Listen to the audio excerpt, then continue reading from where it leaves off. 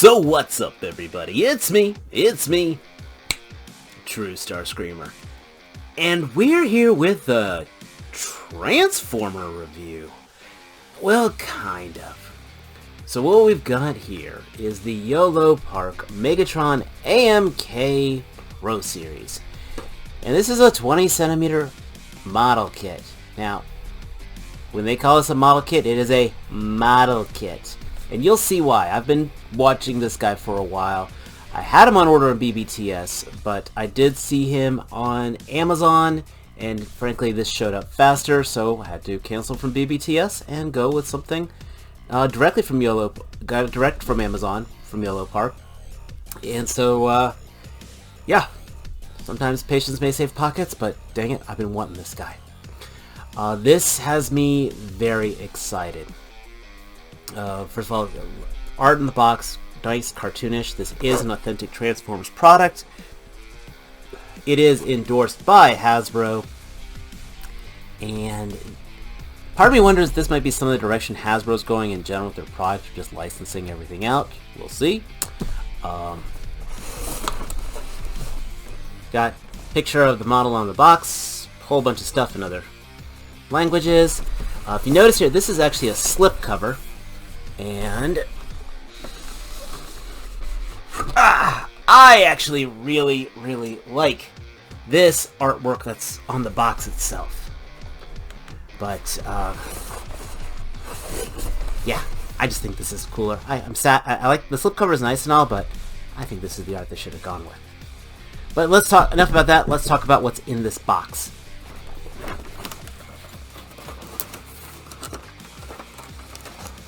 Okay, so this is what I mean when I said it's sort of a model kit. This is not like the Gunpla model I did the other day, which was a fun video, by the way, so there you go. This is kind of more like, honestly, a giant Build-A-Figure, because it's all the main pieces and you're literally putting it together. That's why I call this a model kit, because while you're putting it together, this is pretty much building your own action figure. So we've got all the parts here. I do like the fact he has an alternate chest piece that's battle damaged. We got the key to Vector Sigma. We have a second tray, by the way. And with the second tray, we've got the mace, we've got his pistol from the movie, we got the laser sword from the movie, got his gun barrel, got his fusion cannon, which is actually the scope of the gun, and then the gun barrel for the back, and it comes with a stand. And you all know that just makes me all kinds of happy. Fun thing that's interesting is, like with this mace and the pistol and all, these are, and the key to Vector Sigma, that's kind of the same accessories he had with the Masterpiece. Just thought that was kind of nifty.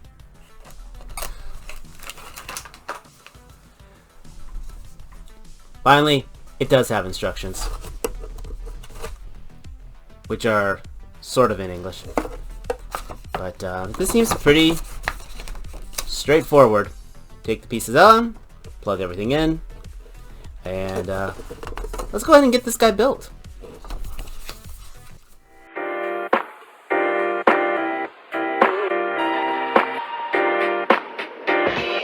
Bring it up, bring it up, bring it up, bring it up.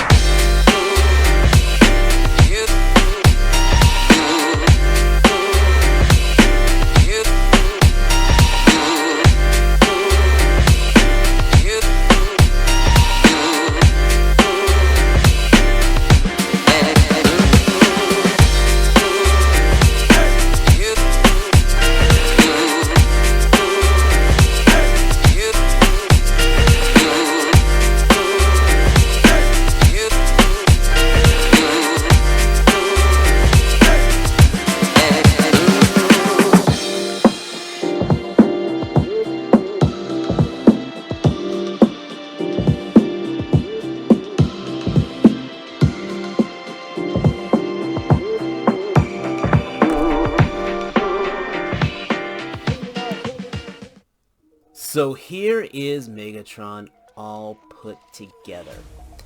And as you saw, this is not exactly an arduous task by far. I didn't even really look at I looked at the instructions, maybe. And, well, I want to say this. The jury is still a little out on this one. Maybe by the time I finish talking about this, I'll have a real decision about him. This is pretty cool, though. I'm going to say this. It is absolutely very cool. They took some neat directions on things.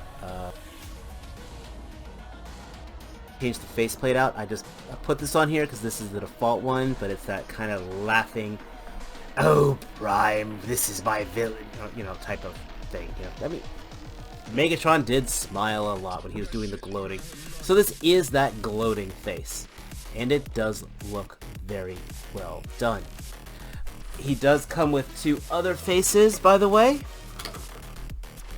We just have a more stoic face on here. And then I guess this has got like the, I guess, battle damage slightly. I guess it's a little more banged up. I don't know, these 2 look very much the same, but slightly different. Like the chin is more pronounced, it's got more detail on it.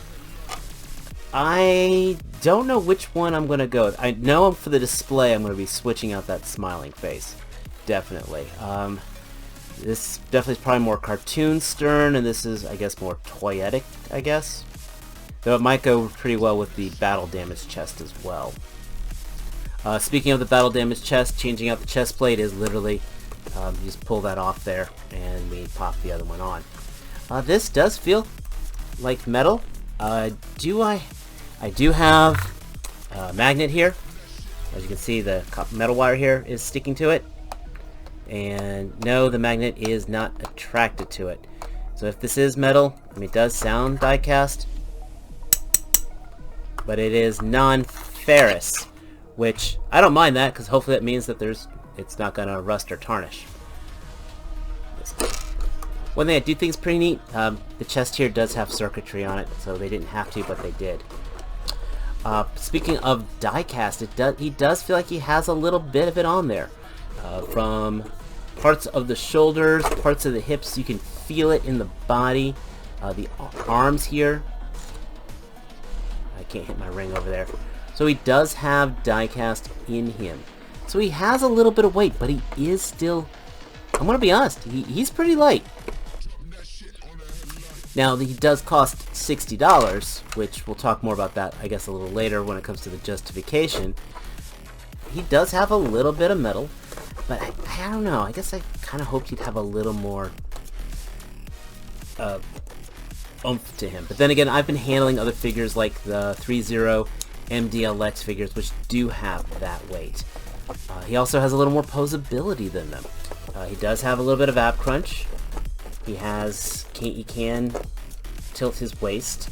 He does, of course, have the waist crunch. Now, you hear that? He's definitely a little on the tight side. Matt from the Figure Action Podcast, he did suggest I get some shock oil, invest in some shock oil, which I may have to because I don't want to tear up the pegs on here. His arms, shoulder, like this, that's definitely very tight. You can almost hear it. Yeah, you hear that? That's got me a little scared. And same with when I twist the. Yeah, there is actually a bicep swivel there. I don't want to do this, so I am absolutely going to be investing in the shock oil. Thigh swivel, hips, they do move. Again, those are tight. Hip skirts do get out of the way. I do like that he's got separate ones so the whole plate doesn't move forward. Knee is double jointed, which I do like. He does have elbow pivot, it tilts up and forward, and he even has toe articulation. So this guy absolutely has some fantastic articulation. In fact, you can even have him look down more. The neck kind of flips up a little, which is kind of cool. And he can look up, that's on a ball. The hands, these 3 fingers are fused together, the index finger is by itself, and the thumb can move up and down, but it does not rotate on there, but that's more than acceptable. Though it is kind of weird trying to get him into a proper fist hand. So that's, it's just going to take some getting used to on that. Coloring, this is where they took some interesting liberties. You can kind of see he's got rust spots. So he's got, I guess he's got the cosmic rust, yo.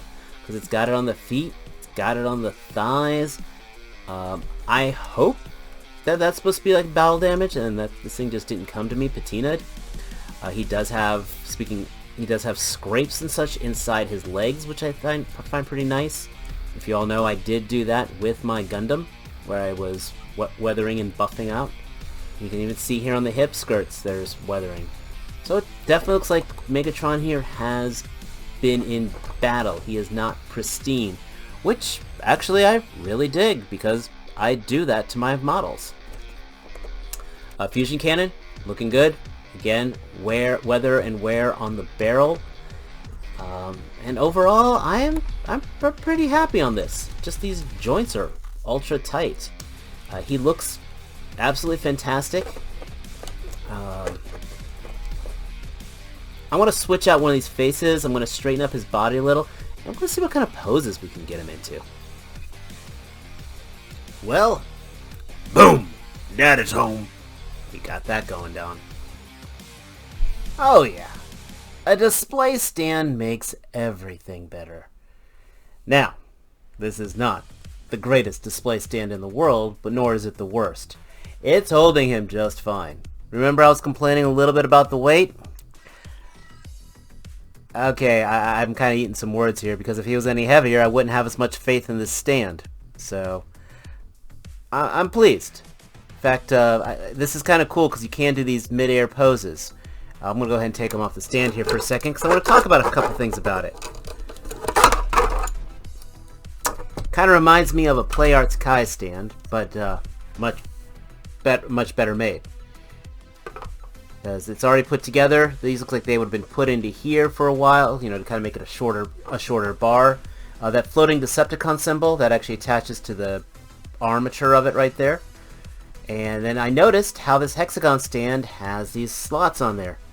So, when they make more bases, you will be able to interlock them together. So I could have Megatron standing here, and then two stands flanking with, oh, I don't know, a Starscream on one side, a Thundercracker on the other. But that's actually pretty cool. It is stiff enough that everything's holding pretty fine.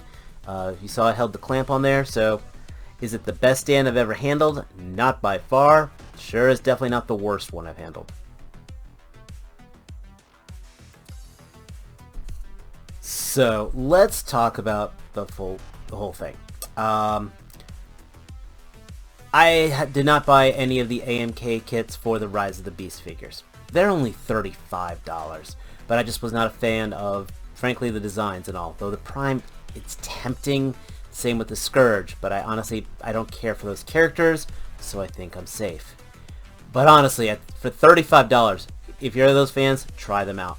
Because again, this guy was $60, but I think it's made with the G1 stuff, a combination of the popularity and the stands and all. I sort of get it. Sort of. But I don't feel gypped at $60. Let's talk about that real quick. I feel like I've gotten my money's worth. People have spent more on a Gundam kit, and it takes more work, and they're lighter and everything else. Again, this thing's pre-weathered, everything on here. I think I got 1.5 major complaints. The biggest one is honestly the stiffness of it. So yes, I am going to invest in some silicone shock oil. See, because I was really scared to move this bicep. I'm scared to move one other part of it too. So I'm not. I get why. I'm sure we would all much rather pay $60 and find it being too tight than pay $60 and find the whole thing a floppy mess. So I get that. It's forgivable. I guess for me, maybe I didn't want it weathered like with the rusting. Maybe I did want him a little more clean, so I guess that kind of, I don't say it bugs me, but half the time I'm looking at this going, did this come rusted? So that's kind of, you know, did it rust in the package? Water get in there? I don't know.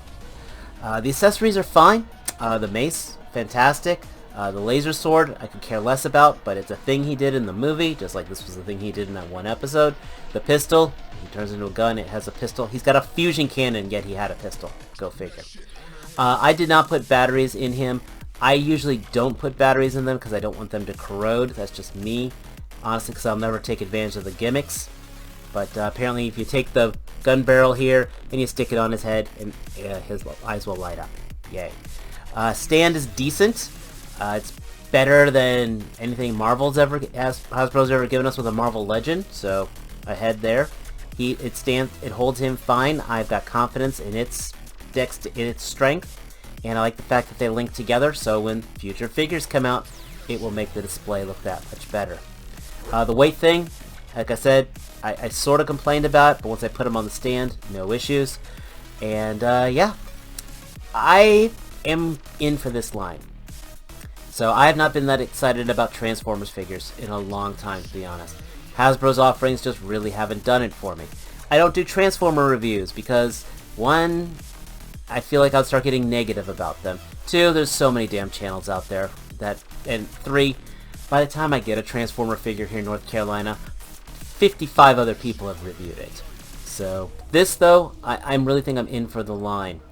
I was doing the 3-0 MDLX figures, but aside from Bumblebee, none of them got me excited. This gets me excited. I am very much looking forward to the Prime. I am very much looking forward to the Starscream, because I am a true Starscreamer. I need a Starscream figure. And I look forward to just what they're bringing for us. And I think it's absolutely worth that value for $1.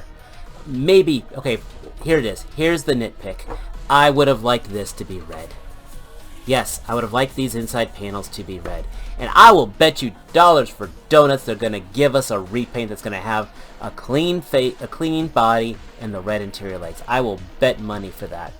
I could paint that myself. I know I could paint that myself, but I paid $60 for it. I don't want to risk messing it up or anything like that.